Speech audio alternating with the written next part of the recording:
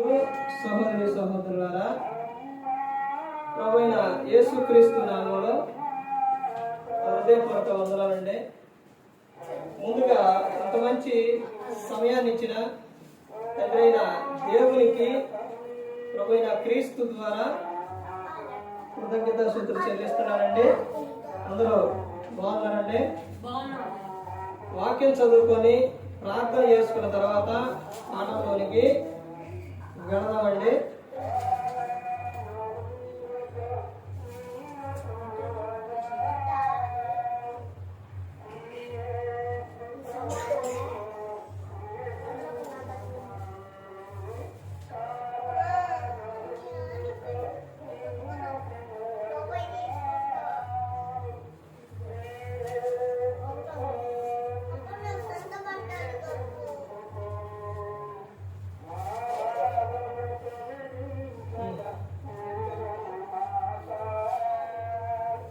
మత్తయి గారు రాసిన సువార్త 20వ అధ్యాయం, మత్తయి గారు రాసిన సువార్త 20వ అధ్యాయం 20వ వచనం. అప్పుడు జెబెదయి కుమారుల తల్లి తన కుమారునితో ఆయన యొద్దకు వచ్చి నమస్కారం చేసి ఒక మనవి చేయబోగా, నీవేమి కోరుచున్నావని ఆయన అడిగాను. అందుకామె, ఈ రాజ్యమందు నా ఇద్దరు కుమారులను, ఒకడు నీ కుడి వైపులను ఒకడు నీ ఎడమ వైపులను కూర్చుండ సెలవిమ్మని ఆయనతో ప్రార్థన చేస్తాం. పరలోకమందున్న మా తండ్రి, పరిశుద్ధ ప్రేమ గల తండ్రి, గొప్ప తండ్రి, యెహోవా తండ్రి, అయా ఈ కుమారుడు ద్వారా ప్రతి ఒక్క విషయం తండ్రి మనం చేసుకున్నాము నాయన. కృతజ్ఞతాస్తుతులు చెల్లిస్తున్నాము నాయన. గొప్ప దేవ, అయా వాక్యం బోధించుండగా వినివారు తండ్రి మంచి హృదయాన్ని వాక్యానుసారంగా నడిచే భాగ్యం దయచేయండి తండ్రి. వాక్యం బోధించుండగా ఈ లోక సంబంధమైన జ్ఞానంతో కాకుండా మీ జ్ఞానంతో మాట్లాడే భాగ్యం దయచేస్తారని మా ప్రభువైన యేసుక్రీస్తు నామములో వేడుకుంటున్నాం తండ్రి, ఆమేన్. ప్రభువైన యేసుక్రీస్తు నామములో హృదయపూర్వక వందనాలండి.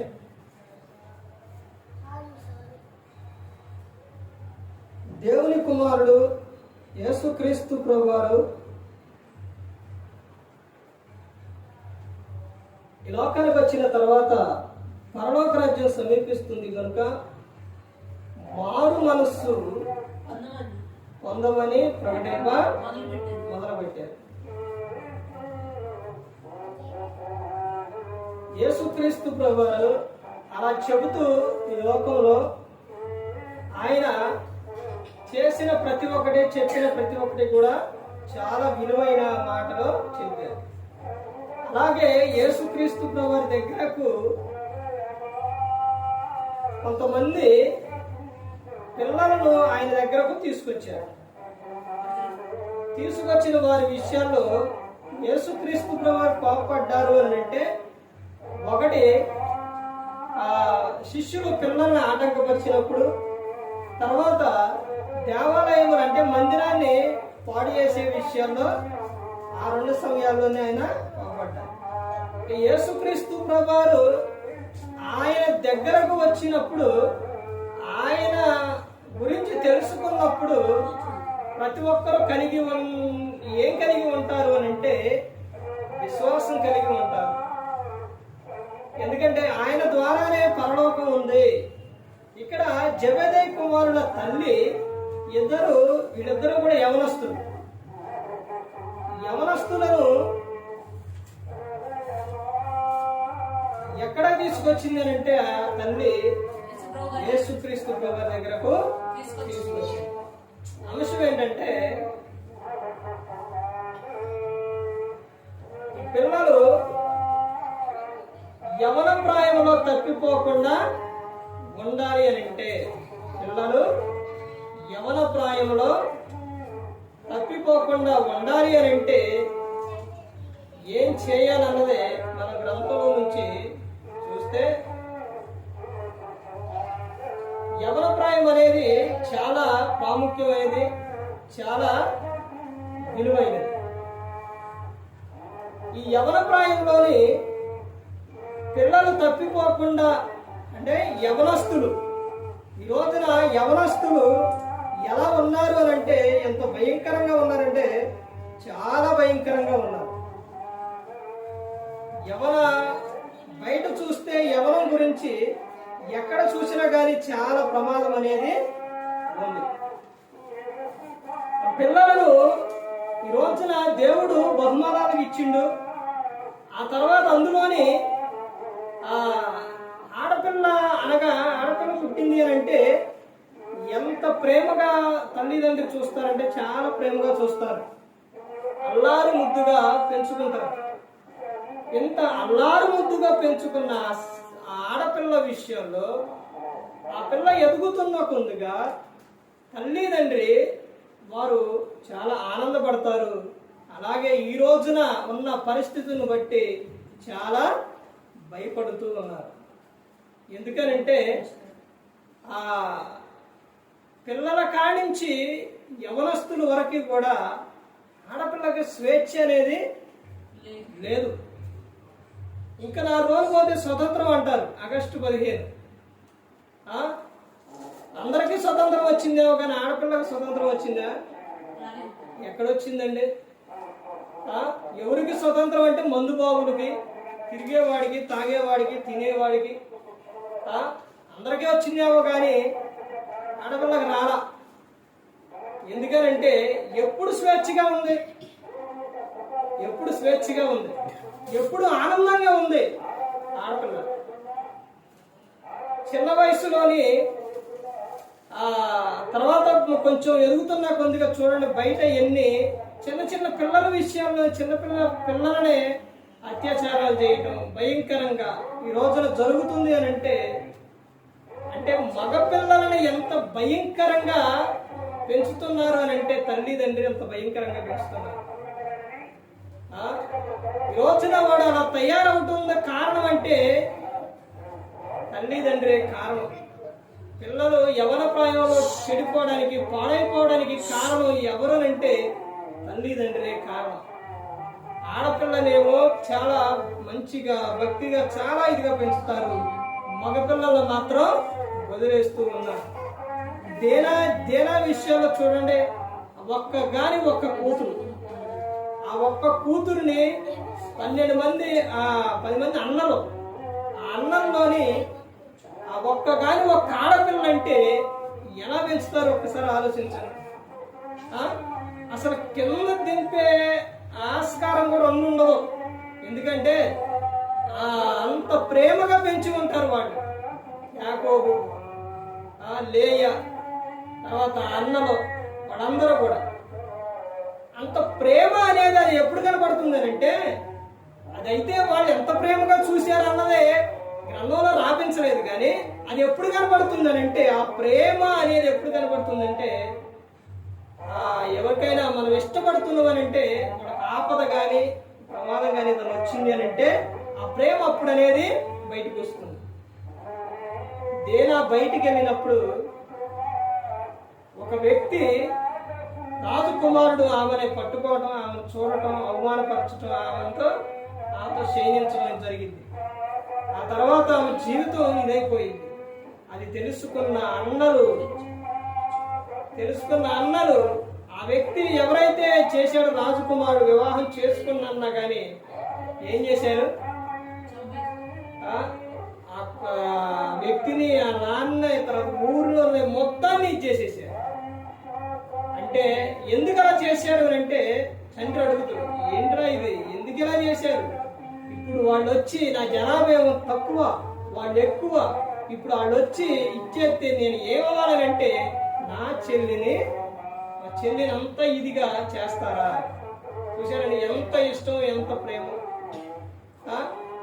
అంత ఇదిగా అంత చక్కగా పెంచుకున్న ఆడపిల్ల విషయాల్లోనే ఈ రోజున యవన ప్రాయానికి వచ్చి ఒక యవనస్తుడే కాదు, ఒక వయసుతో పని లేకుండా మధ్య వయస్సు, వృద్ధాప్యం ఇవన్నీ ఉన్నా వయసు పెరుగుతుంది కానీ బుద్ధి జ్ఞానం మనిషికి పెరగట్ల.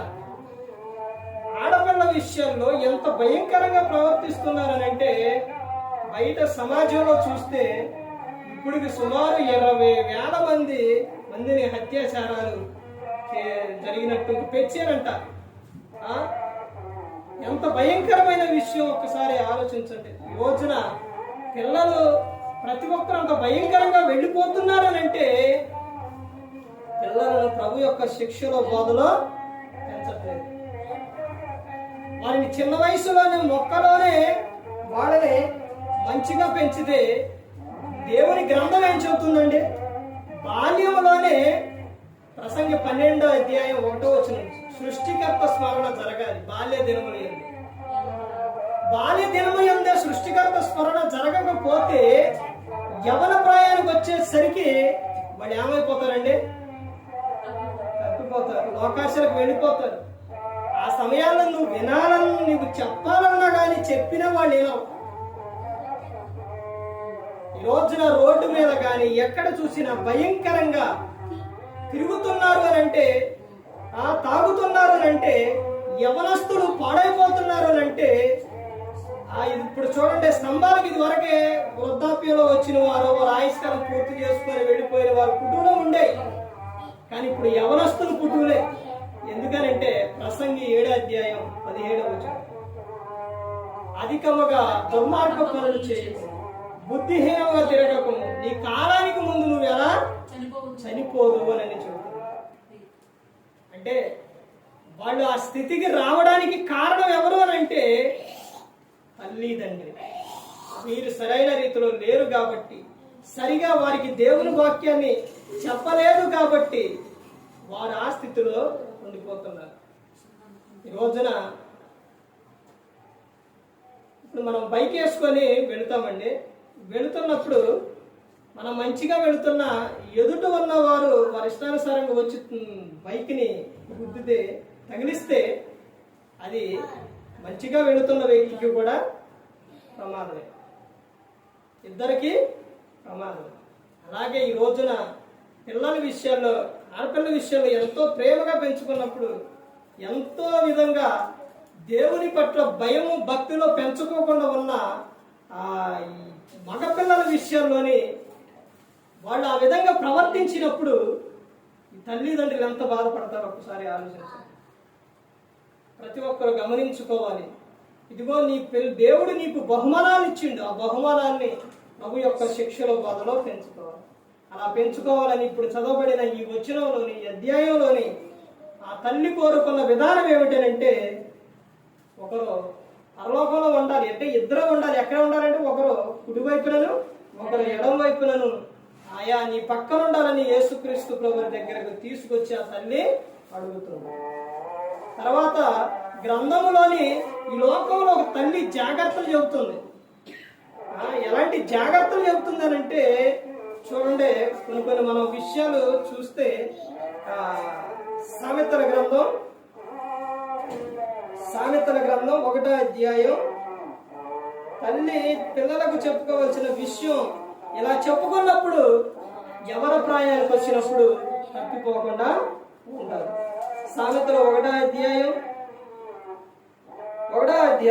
8వ వచనం నుంచి, నా కుమారుడా నీ తండ్రి ఉపదేశం ఆలకింపు, నీ తల్లి చెప్పు బోధను తోసివేయకుము, అవి నీ తలకు సొగసైన మాలికయు నీ కంఠములకు హారములనయును. నా కుమారుడా పాపులు నిన్ను ప్రేరేపింపగా ఒప్పకము, మాతో కూడా మనము ప్రాణము తీయుటకై వచ్చి ఉందాము, నిర్దోషి అయిన ఒకరిని పట్టుకొనుటకు దాగి ఉందాము. ఇక్కడ చూడండి, తల్లి పిల్లలకు చెబుతున్న విషయం, అయ్యా నువ్వు పాపులు నిన్ను ప్రేరేపింపగా ఒప్పకము వెళ్ళకు నాయనా అని ఆ తల్లి చెబుతుంది. పిల్లల విషయాల్లో ప్రతి ఒక్క తల్లి జాగ్రత్తలు తీసుకోవాలి. పిల్లలు ఎక్కడికైనా బయటికి వెళుతున్నప్పుడు నువ్వు ఎక్కడికి వెళుతున్నావు, ఎక్కడి నుంచి వస్తున్నావు, నువ్వు ఎవరితో సహవాసం చేస్తున్నావు, ఇదిగో నాయన నువ్వు వాళ్ళ సహవాసానికి నువ్వు వెళ్ళొద్దు. అలా సహవాసం చేస్తే నువ్వు ఏమైపోతావు, పాడైపోతావు. ఇదిగో నాయన దుష్టుల ఆలోచన చొప్పున నడవక, పాపుల మార్గంలో నిలవక, అపహాసులు కూర్చుండక నాయన వద్దయ్యా, ఇదిగో ఇట్ట చేయొద్దయ్యా, ఇట్ట నువ్వు ఇట్ట వెళ్ళొద్దయ్యా అని చెప్పుకోవాలి. ఆ తర్వాత అప్పుడు అడుగుతురు, పాపైనా బాబైనా ఎవరైనా కానీ పిల్లలు అప్పుడు అడుగుతారు మరి ఏం చేయాలని. అప్పుడు చెప్పవలసిన విషయం ఏంటంటే 2వ వచనం చెప్పాలి. కీర్తనలో 1వ అధ్యాయం 2వ వచనం ఏమని చెప్పాలంటే, యెహోవా ధర్మశాస్త్రమునందు ఆనందించుచు దివారాత్రము దానిని ధ్యానించువాడు ధన్యుడు అయ్యా. ఇదిగో ఈ గ్రంథాన్ని ధ్యానించు, ఈ గ్రంథాన్ని నీ హృదయంలో ఉంచుకో. అప్పుడు నువ్వు ఏమైతు అంటే, కీర్తనలో 119 వచనంలో యవనస్తులు తమ నడకలు శుద్ధి చేసుకుందరు. ఎలాగో అని అంటే వాక్యము బట్టి, వాక్యాన్ని బట్టి. వాక్యం మన హృదయంలో ఉన్నప్పుడు తప్పిపోకుండా ఉంటారు. అంటే ఇదిగో ఈ విధంగా ఉండాలి అని పిల్లలకు చెప్పుకోవాలి. యవన ప్రాయంలో తప్పిపోకుండా ఉండాలి అని అంటే ఇదిగో యేసుక్రీస్తు ప్రభువారి గురించి చెప్పాలి. మంచి మార్గంలో నడిచే వారు ఉన్నారు, ఆ మార్గాల గురించి నువ్వు చెప్పాలి. ఎప్పుడు చెప్పాలి అని అంటే ద్వితీయోపదేశ కాండం 6వ అధ్యాయం 4వ వచనం నుంచి మనం చూస్తే అక్కడ ఏమనుంటుందంటే, ఇశ్రాయేలు వినుము అని చెప్తారు. అంటే తల్లిదండ్రి వినాలి. విన్న తర్వాత అక్కడ చెబుతున్న విషయం ఏంటంటే, నువ్వు కూర్చున్నప్పుడు, నువ్వు లేచినప్పుడు, నువ్వు పడుకున్నప్పుడు, నువ్వు త్రోవలు వెళ్ళినప్పుడు నువ్వు దేవుని మాటలో చెప్పుకోవాలి. నీ హృదయం అనే పలక మీద వాటిని రాసుకోవాలి. అంటే నీ ఎక్కడ రాసుకోవాలి అంటే నీ హృదయం మీద నువ్వు రాసుకోవాలి. ఇప్పుడు కొంతమంది చూడండి, దేవుని వాక్యాలు చెబుతూ ఉంటారు. ఎలా చెబుతుంటారంటే కంఠస్థంగా చెబుతుంటారు కొన్ని మాటలు. అంటే వాళ్ళు అలా చెబుతున్నారంటే ఎక్కడ రాసుకున్నారు? వాటిని హృదయంలో రాసుకున్నారు. అంటే వాళ్ళ హృదయంలో ఉన్నాయి కాబట్టి వాటిని ఏం చేస్తున్నారు? చెబుతున్నారు. అవి హృదయంలో ఉంచుకొని పిల్లలకు చెప్పుకోవాలి. రోజునారా చెప్పుకోకపోవటం వలన పిల్లలు బాల్యం నుంచి యవ్వనానికి వచ్చేసరికి తల్లిదండ్రి మాట వినకూడదు. తల్లిదండ్రులు నెంబర్గా ఉంటున్నారు, బాగుంటున్నారు, వాళ్ళు ఆనందంగా ఉంటున్నారు, బలంగా ఉంటున్నారు, అన్ని విషయాల్లో బాగుంటున్నారు. పిల్లలు మాత్రం ఏమైపోతున్నారు? బలహీనులు, రోగులుగా అయిపోతున్నారు. పిల్లలకు చెప్పుకోవాలి, చిన్న వయసులో నుంచే చెప్పుకోవాలి. అయ్యగారు ఇద్దరు సాక్ష్యం చెప్తున్నారు. నాన్నగారు చిన్న వయసులోనే చాలా జాగ్రత్తగా ఆడపిల్లలను, మన ఎవరు చెప్పారు, ఆడపిల్లలు ఏ విధంగా అయితే కాపాడుకున్నారో ఆ విధంగా కాపాడారు. ఇదిగో నువ్వు అక్కడ పలానా చాటకు వెళ్ళొద్దు, వాళ్ళ దగ్గరకు వెళ్ళొద్దు అని చాలా విధంగా చెప్తున్నారు. అలా చెప్తున్నారంటే తండ్రి తల్లి గురించి వాళ్ళు వీళ్ళ విషయాలు చిన్నప్పుడు వాళ్ళ విషయాలు పెంచే విషయాలు ఎలాంటి జాగ్రత్తలు తీసుకొని ఉంటే ఈ రోజున వాళ్ళు ప్రయోజకులై చెప్తున్నారు. రేపొద్దున వాళ్ళు ప్రయోజకులు అయ్యారు అని అంటే నీ గురించి చెప్పుకుంటారు. వాళ్ళు పనికి మాని వాళ్ళు అయితే అప్పుడు నీకే బాధ, నీకే శ్రమ. వాళ్ళని పనికొచ్చే పాత్రగా చేస్తే నిన్ను బాగా చూస్తారు. అదే వాళ్ళు పనికి రాకుండా చేస్తే ఇంకా నిన్నేం చూస్తారు? వాళ్ళు నిన్నేం పోషిస్తారు. మళ్ళీ ప్రతి ఒక్క విషయంలో చెప్పుకోవాలి. యవ్వనంలో వాళ్ళు తప్పిపోకుండా ఉండాలి అని అంటే ఒకటి ఈ హృదయంలో వాక్యం ఉండాలి. ఆ వాక్యాన్ని ఆ పిల్లలకు నేర్పుకోవాలి. తర్వాత ఇదిగో నాయన పాపం నిన్ను ప్రేరేపింపక వెళ్ళొద్దు అని చెప్పుకోవాలి. ఏదైనా చిన్న విషయాల్లోనే వాళ్ళకి అలవాటుగా ఉండేది. ఏంటంటే ఒక వ్యక్తి అంట ఏంటది ఒక పెన్సిల్ ఎత్తుకొచ్చాడంట. ఓనీలే పెన్సిలేగా రాసుకోవడానికి బాగుంటుంది. తర్వాత బయట నుంచి దొంగతనం చేయడం మొదలు పెట్టాడంట. ఆ సూర్యు ఎత్తుకురావటం, గుడ్డు ఎత్తుకురావటం, ఇలాంటివన్నీ చేస్తుంటే ఈ భలే ఉపయోగపడతాయిలే అని ఆ తల్లి ఏమనలేదంట, గద్దించలేదు. తర్వాత బాల్యం అయిపోయింది. బాల్యంలో చిన్న దొంగతనాలు చేసేళ్ళు చెరగలను చూసినా ఎందుకు ఎత్తుకెళ్ళావు అట్టా ఇట్టనే గద్దిస్తారు. అయిపోయింది బాల్యంలో అలవాటు అయింది. ఇప్పుడు యవ్వనానికి వచ్చింది. యవ్వనానికి వచ్చిన తర్వాత సూది, గుడ్డు, కోడు ఎత్తుకొత్తరా, కై చేస్తారా, ఏం చేస్తారు? పెద్ద అడిగేస్తారు. అలాగే ఏం చేశాడు అంటే బ్యాంకు రాబరీ చేసింది, బ్యాంకు కన్నా వేసేసాడు. మరి వేస్తే ఊకుంటారా? ఇక్కడ చిన్న వయసులో చిన్నవాడు కాబట్టి గద్దించి బయట వాళ్ళు ఊకున్నారు. ఆడు ఊకుంటారా? ఏం చేస్తారు? పట్టుకొని పోలీసు గొప్ప చెప్పారు. పోలీసులు కొట్టేసి శిక్ష విధించారు కోర్టు. ఏం శిక్ష అంటే ఉరి శిక్ష. ఉరి శిక్ష వేసిన తర్వాత ఒక 5 నిమిషాలు ఉన్నాక ఏం చేస్తారంటే, అరే నీ కోరిక ఏదన్నా ఉంటే చెప్పు, దాన్ని తీరుస్తాం అని చెప్తారు. అప్పుడు ఆ వ్యక్తి అన్నట, మా అమ్మతో ఒకసారి నేను మాట్లాడతాను అన్నాడు. సరేరా అని ఆ తల్లిని పిలిపించినప్పుడు, అమ్మ దగ్గరకు రమ్మని, అమ్మ నీ చెవిలో ఒక మాట చెప్పాలి అమ్మని తిరగమని ఆ చెవుని కటకట కటకట కొరికేసేసి కొరుకుతుంటే అప్పుడు పోలీసు వాళ్ళు వచ్చి విడదీసి, అరే ఏంట్రా మాట్లాడుతావా, పిలిపిస్తే ఏంట్రా నువ్వు చెవు కొరుకుతావు అని అంటే, అప్పుడు ఆ తల్లితో చెప్పింది, అమ్మా బాల్యంలోని చిన్న వయసులో నుంచి నేను సూది ఎత్తుకొచ్చినప్పుడు గద్దించరా, గుడ్డు ఎత్తుకొచ్చినప్పుడు గద్దించరా, చిన్న తప్పులు చేసినప్పుడు గద్దించరా, దొంగతనం చేసినప్పుడు, అదే నాకు ఇప్పుడు బ్యాంక్ రాబరీ చేసే వరకు వెళ్ళిపోయింది. పట్టుకున్నారు, నాకు ఉరి శిక్ష వేశారు, కొంచెం సేపట్లో నేను చనిపోతాను. ఇప్పుడు ఆ తల్లి ఏం చేసిద్ది అంటారు? ఇంకేం చేసిద్ది అంటారు? చూశారండి, బాల్యంలో నేర్పుకుంటే యవనంలో పాడైపోకుండా ఉంటారు. ఈ తల్లి అందుకే చెబుతుంది, ఆ తల్లి అందుకే చెబుతుంది, యవనంలో నాయన జాగ్రత్తగా ఉండు అని చెబుతుంది. సామెతలు చూడండి, సామెతలు 1వ అధ్యాయం 4వ వచనం చూడండి. జ్ఞానము లేని వారికి బుద్ధి కలిగించుటకును, యవనములకు తెలివియు వివేచన పుట్టించుటకును తగిన సామెతలు పిల్లలకు చెప్పుకోవాలి. ఈ సామెతలో నేర్పుకోవాలి, చెప్పుకోవాలి. ప్రతి ఒక్కటి కూడా చదివి వినిపించుకోవాలి. ఆ తర్వాత 15వ వచనంలో చూడండి ఏమని చెప్తున్నారు. నా కుమారుడా, నీవు వారి మార్గమున పోకము, వారి త్రోవల యందు నడవకుండా నీ పాదము వెనుకకు తీసుకొనుము.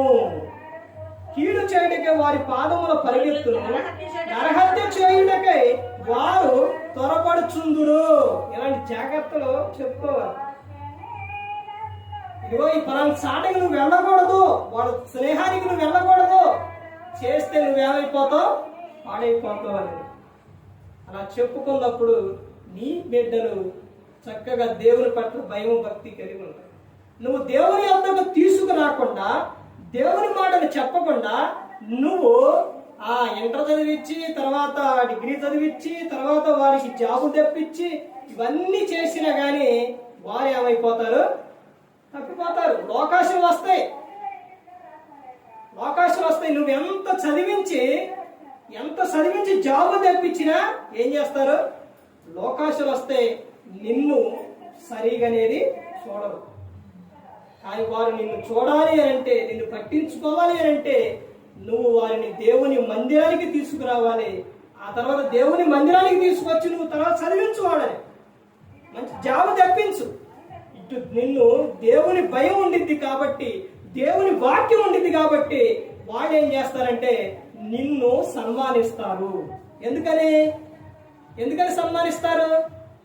దేవుని పట్ల భయము భక్తి కలిగిన వారు వాళ్ళు జాబులు చేస్తున్నా, ఏదన్నా బయట దూర ప్రాంతంలో ఉన్నా, ఎక్కడున్నా నిన్ను పట్టించుకుంటారు.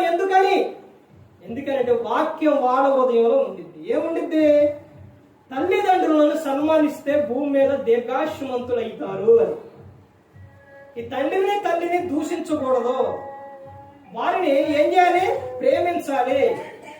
యేసుక్రీస్తు ప్రభువారు తల్లిని, ఆ యేసుక్రీస్తు ప్రభువారు శిలువలో మరణించే సమయంలో తల్లిని ఒంటరిగా విడిచిపెట్టి వెళ్ళలేదు, శిష్యుని గొప్ప చెప్పి వెళ్ళారు.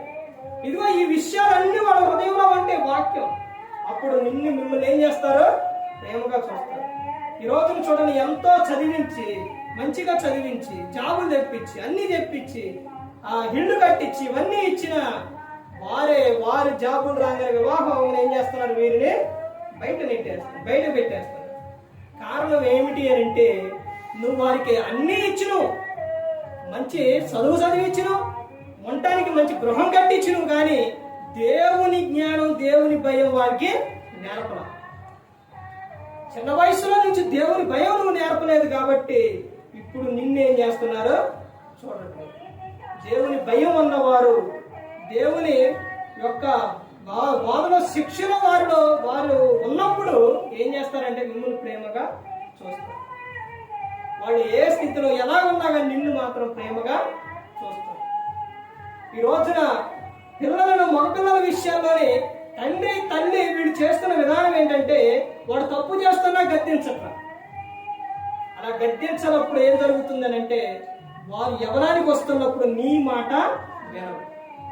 బాల్యంలోనే నేర్పుకోవాలి. యవనానికి వచ్చిన తర్వాత నీ మాట వినరు. వాళ్ళు ఏం చేస్తారు అంటే ప్రార్థనకు రా అంటే, మందిరానికి వెళ్దామంటే ఇప్పుడే వస్తానని, ఎక్కడికి వెళ్ళి వస్తానని బైక్ వేసుకొని వెళ్ళిపోతారు. మరలా ఎప్పుడు వస్తారు వాడికి తెలుసు సమయం, ఏ సమయం నుంచి ఏ సమయం దాకా నడిచిద్దాం, అప్పుడు వస్తారు మళ్ళీ తిరిగి. అందుకని గమనించుకోవాలి. చిన్న వయసులో నుంచి వారికి అలవాటు చేస్తే యవనం వచ్చినప్పుడు వారు తప్పిపోకుండా. బైబిల్ గ్రంథంలో కొంతమంది వ్యక్తులు ఉన్నారు. ఒకటి యేసు, మనకి మార్గం మాదిరి ఎవరంటే యేసుక్రీస్తు ప్రభువు. ఆ తర్వాత పాత నిబంధనకు వచ్చేసరికి ఎవరెవరంటే హన్నా కుమారుడు ఎవరంటే సమూయేలు. హన్నా ఏ విధంగా అయితే ఉందో, సమూయేలు ఏ విధంగా అయితే ఉన్నాడో ఆ విధంగా చెప్పుకోవాలి. తర్వాత యోసేపు గురించి చెప్పుకోవాలి. ఎవరి గురించి? యోసేపు ఎవరు? పాత నిబంధనలో ఉన్న యోసేపు ఎవరు? యాకోబు గారి కుమారుడు. యోసేపు ఎలా ఉండో ఆ విషయం చెప్పుకోవాలి. ఇదిగో నాయన, నువ్వు వారికి దగ్గర కూర్చోబెట్టుకొని, ఇదిగో నాయన, ఇదిగో బైబిల్ గ్రంథంలో యోసేపు అనే వ్యక్తి ఉన్నాడు. వాళ్ళ నాన్న పేరు యాకోబు, వాళ్ళ అమ్మ పేరు రాహేల్. ఇదిగో వాళ్ళు ఈ విధంగా ఉన్నారు. ఆయన ఎలా ఉన్నాడంటే వాళ్ళందరూ కొట్టి కోతులో పడేసి మరలా తీసి ఐగుప్తుకు అమ్మేశారు. అక్కడికి వెళ్ళినప్పుడు ఎన్ని శ్రమలు వచ్చిన ఆయన ఓర్చుకున్నారు. ఆ తర్వాత అక్కడ ఒక ఆమె ఇంటిలో రాజు భార్య ఆమె ఇతని మీద మోహపు చూపు కన్ను వచ్చినప్పుడు ఎవరు లేరు నాతో శయనించు అని ఆమె అడిగినప్పుడు అవకాశం ఉన్నా గాని అతను ఏ తప్పు కూడా చేయలేదు. అతను మరి ఎందుకు చేయలేదని నీ పిల్లలు అడిగినప్పుడు ఆయన చెప్పిన సమాధానం ఏంటంటే, అమ్మా, ఇక్కడ ఎవరు చూడట్లేదని నువ్వు అనుకుంటున్నావు, ఎవరు లేరనుకుంటున్నావు, ఇదిగో జీవము గల దేవుడు చూస్తున్నాడు అని చెప్పిండు. తమ దేహాన్ని కాపాడుకోండియ్యా, నీ దేహాన్ని నువ్వు కాపాడుకోవాలని తల్లి చెప్పాలి, వాక్యాన్ని చెప్పాలి. ఇదిగో యవనంలో తప్పు చేస్తే నీ జీవితకాలం అంత ఆనందం ఉండదు. పాపం చేస్తే పాపం వలన వచ్చు జీతం మరణం. ఆ పాపం నిన్ను పట్టుకుంటుంది. పాపం నిన్ను జీవితకాలం అంత ఆనందంగా ఉండేదో. నిన్ను బ్రతకనీదు నాయన. ఇంకో బైబిల్ గ్రంథంలో కొంతమంది వ్యక్తులు ఉన్నారు, చెప్తున్న నాయనని నువ్వు చెప్పాలి. ఎవరి గురించి అంటే నీ ప్రతి ఒక్కరు, నీ భార్య తప్ప అందరూ నీకు సహోదరులు. ఎందుకనంటే అమ్నోను తామారు విషయంలో అమ్నోను ఏం చేశాడంటే చెల్లి మీదే మనసు పెట్టుకోండు. వద్దన్నయ్యా ఇది తప్పు అని చెప్పినా గానీ అతను వినలేదు. కావాలంటే నాన్న అడుగు నీకు ఇచ్చి చేస్తారేమో అని చెప్పినా నువ్వు ఇశ్రాయేలులో నీచుడుగా దుర్మార్గుడిగా మిగిలిపోతావు అన్నయ్య, వద్దన్నయ్యా అని ఎంత బతిమిలాడినా గానీ అతను వినకుండా చెల్లి మీద అత్యాచారం చేసిండు. తర్వాత యవనంలోనే చనిపోయిండు అని చెప్పారు. ఇదిగోనండి, తప్పులు చేస్తే ప్రమాదం అని చెప్పుకోవాలి. సంసారం అనే బలాజుడు ఉన్నాడు, 1000 మందిని చంపిండు. మన అతను ఒక స్త్రీ వ్యామోహంలో పడిపోయి తన బలాన్ని మొత్తాన్ని పోగొట్టుకుంటూ, తన దేవుని శక్తిని పోగొట్టుకుంటూ చనిపోయిండు అని చెప్పుకోవాలి. ఇవన్నీ పిల్లలకు చెప్పుకోవాలి ప్రతి ఒక్కరి. అలా చెప్పాలి అని అంటే ముందు నీలో ఏముండాలి? వాక్యం ఉండాలి. ఆదివారం ఆరాధనకు రావు, కూడికలకు రావు, మీటింగ్స్ రావు, బైబుల్ చదవు, ప్రార్థన చేయవు, ఏమి చేయవు. నీ పిల్లలు ఎలా భక్తిగా ఉంటారు, ఎలా ఫలిస్తారో ఒకసారి ఆలోచించండి.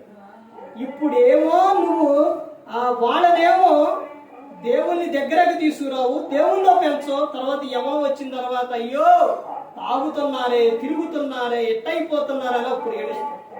ఆ తర్వాత అందరితో అయిపోయిద్దా?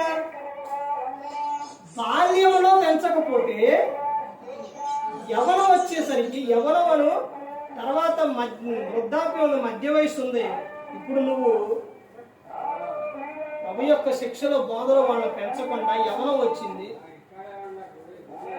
తమ ఇష్టానుసారంగా జీవిస్తున్నాడు. ఆ జీవించే సమయంలో తల్లిదండ్రి ఏమంటారంటే, పొరుగువారు కానీ వీళ్ళందరూ ఏమంటారంటే, తల్లిదండ్రి వీడికి ఏమేయాలి, మెడకే తాడేయాలి, మెడకు ఒక తాడేస్తే అప్పుడు ఆగుతారంటారు. నువ్వేమో గాలికి పెంచావు, నీ ఇష్టానుసారంగా పెంచావు, దేవుళ్ళలో పెంచలేదు. ఇప్పుడు ఏం చేస్తావు నువ్వు? తాడు అంటే వివాహం. అక్కడేమో ఆ పిల్లనేమో అల్లారు ముద్దుగా పెంచుకొని ఎంతో చక్కగా పెంచుకొని ఏ కష్టం పడకుండా ఏదీ లేకుండా ఆడపిల్లని అంత ప్రేమగా పెంచుకున్న ఆడపిల్లనే ఇప్పుడు నువ్వు నీ కుమారుని కడితే, అదే తీసుకొచ్చి వివాహం చేస్తే ఆ పాప పరిస్థితి ఏంటి? ఆ పిల్ల పరిస్థితి ఏంటి? పెళ్ళైన తర్వాత మారతారు అంటారు. పెళ్ళయిన తర్వాత మార్చుకోవాలంటే ఆ స్త్రీ ఎంత బాధపడాలి? అదే నువ్వు బాల్యంలో పెంచితే ఆమెకు ఆ బాధ ఉండదుగా. ఇప్పుడు వివాహం అయిన తర్వాత చూడండి, ఇప్పుడు భార్యను బాధ పెడతాడు. ఆ పాప భార్య బాధపడుతుంటే అక్కడున్న తల్లిదండ్రులు బాధపడతారు. ఇక్కడ ఇలా చేస్తున్నందుకు ఇక్కడ వీడి తల్లిదండ్రులు ఏం చేస్తారు? వీళ్ళు బాధపడతారు. ఇప్పుడు ఆమె పిల్లలు పుడితే వాళ్ళు బాధపడతారు. వాళ్ళ సంతోషం ఉందా? ఇలా అవ్వడానికి కారణం ఎవరు? తండ్రి తల్లి. తల్లిదండ్రి వాళ్ళ కారణం ఇంతమంది బాధపడడానికి కారణం నువ్వు బాల్యంలో పెంచినట్టయితే యవనంలో సరిగా ఉంటాడో, యవనంలో సరిగా ఉంటే వివాహం అయిన తర్వాత మంచిగా ఉంటుంది. అలా పెంచకపోతే చాలా ప్రమాదం అనేది బైబిల్ గ్రంథంలో చాలా విషయాలు ఉన్నాయండి. సామెతలు 1వ అధ్యాయం 4, 10, 15 వచనాలు, యెషయా 40వ అధ్యాయం 30వ వచనం, కీర్తన 119, 9, 10, ప్రసంగి 11, 9. తర్వాత ప్రతి ఒక్క తల్లి చెప్పుకోవాల్సిన విషయం తిమోతి రాసిన 2వ పత్రిక 2వ అధ్యాయం 22వ వచనం, నువ్వు నీ యవనేచ్ఛల నుండి పారిపోము, పవిత్ర హృదయములై ప్రభువునకు ప్రార్థన చేయు వారితో నువ్వేం చేయాలి? నీతిని, ప్రేమను, విశ్వాసమును, సాత్విక సమాధానమును వెంటాడుము అని. ఇదిగో నాయన, నువ్వు ప్రార్థన చేసే వారితోనే నీ సహవాసం ఉండాలి, దుష్టులతో నీ సహవాసం ఉండకూడదు అని చెప్తాను. ఆ విషయం ఎవరెవరు చెప్తున్నారు? ఎవరెవరు చెప్తున్నారండి? అపోస్తలుడైన పౌలు గారు తిమోతి గారికి చెప్తాడు. యవన ప్రాయంలో ఉన్న తిమోతికి చెప్తాడు, ఇదిగో నాయన జాగ్రత్త, ప్రార్థన చేసే వారితో ఉండు, నువ్వు పవిత్ర హృదయం కలిగి ఉండాలి. ఎందుకంటే హృదయం అన్నిటికంటే మోసకరమైనది, ప్రమాదకరమైనది, వ్యాధి గలది, భారమైనది. హృదయం నిండిన దానిని బట్టి నోరు మాట్లాడుతుంది. నాయన నువ్వు పవిత్ర హృదయం కలిగి ఉండాలి అని. రోజున పిల్లలు బూతు మాటలు మాట్లాడుతున్నారంటే, లేకపోతే వారు ఇష్టానుసారంగా ప్రవర్తిస్తున్నారంటే తల్లిదండ్రి చేస్తున్న క్రియలు వాడు చూస్తున్నారు కాబట్టి, తల్లిదండ్రి చేస్తున్న పనులు వాడు చేస్తున్నారు కాబట్టి. తొలిగురు ఎవరు?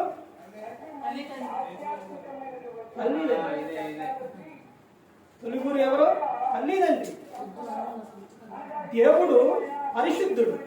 దేవుడు బహుమానాలు ఇచ్చినప్పుడు ఆ బహుమానాల్ని ఎక్కడ పెరుగుతున్నాయి?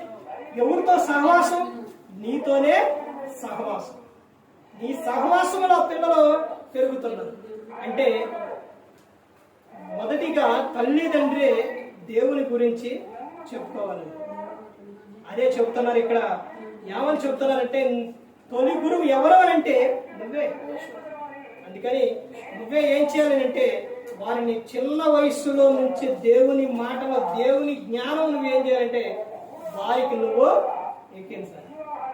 దేవుని జ్ఞానం వారికి నువ్వు ఎక్కించాలి. దేవుని మాటలు నువ్వు వారికి ఎక్కించాలి. అప్పుడే వారు ఏమవుతారనంటే ఫలిస్తారు. ఇదిగో నాయన, నువ్వు వీళ్ళతో సహవాసం చేయి, వీరితో సహవాసం చేయి. పలానా ఇక్కడికి వెళ్ళు, ఇక్కడికి వెళ్ళకూడదు అని ప్రతి ఒక్కరు కూడా చెప్పుకోవాలి. ఆ తర్వాత కీర్తన 127 4వ వచనం నుంచి 3-4 వచనాలు చూస్తే యవనస్తులు వారు ఎవరో తెలుసండి? దేవుని చేతిలో బాణముల వారు వంటి వారు, బలవంతుని చేతిలో బాణాలు.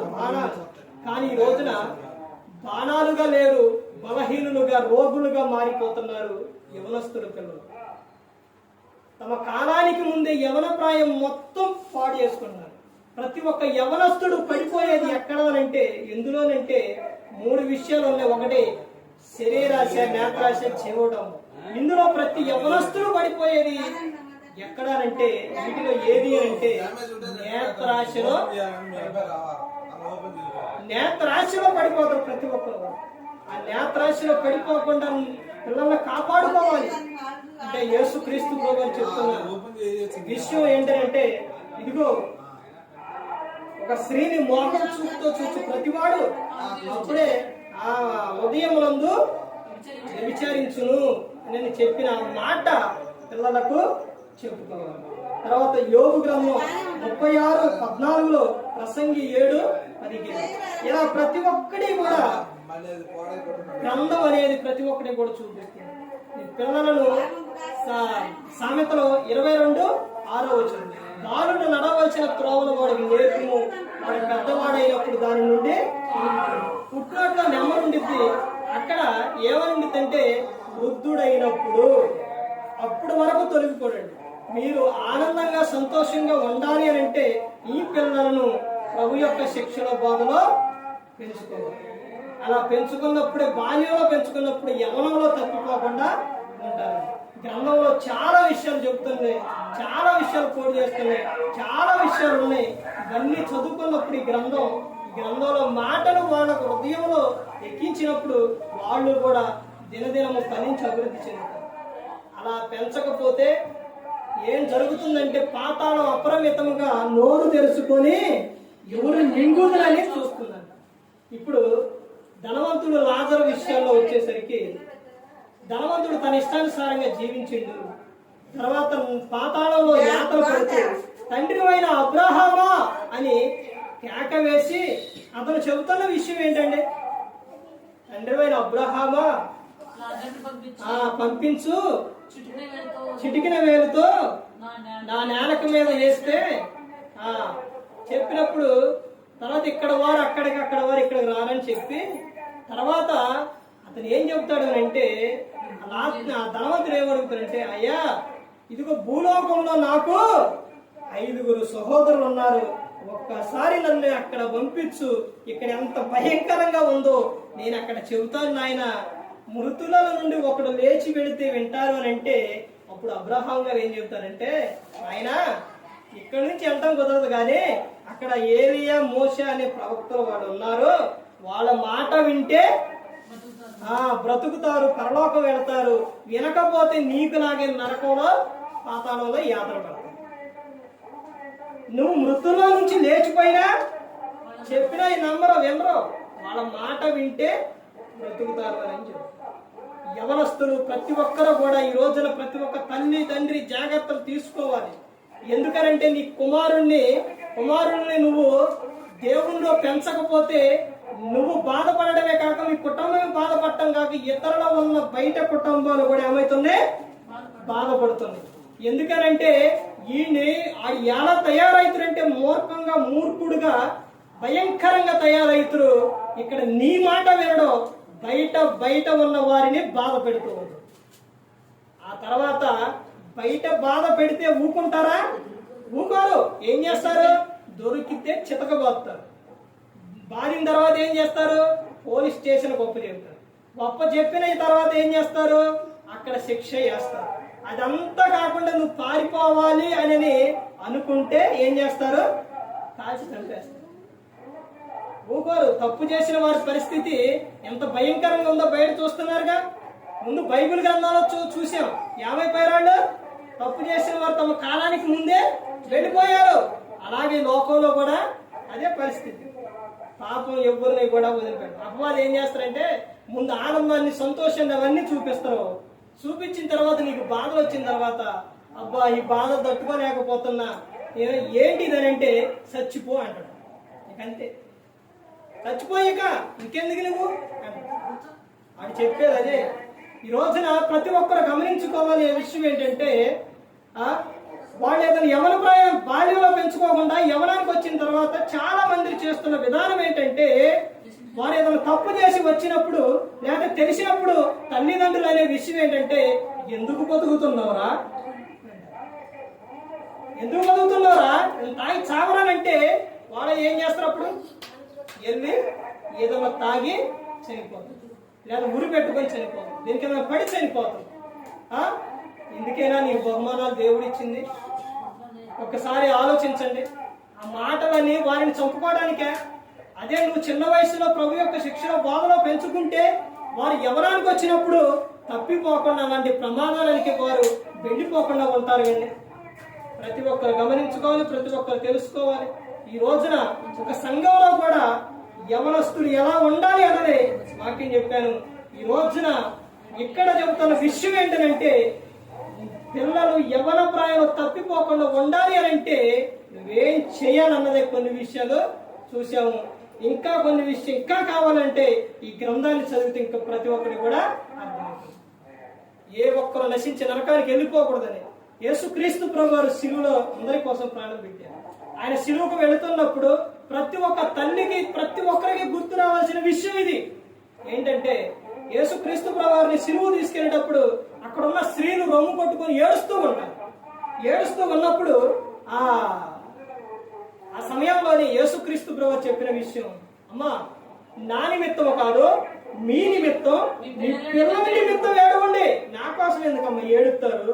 ఇప్పుడు నేను శిలువలో మరణిస్తా, తర్వాత 3వ రోజున తిరిగి లేస్తా, సమాధిని బద్దలు కొట్టుకొని నేను బయటికి వస్తా, తర్వాత పునరుద్ధానుడై తండ్రి దగ్గరకు వెళతా. నేను ఎవరో తెలుసా?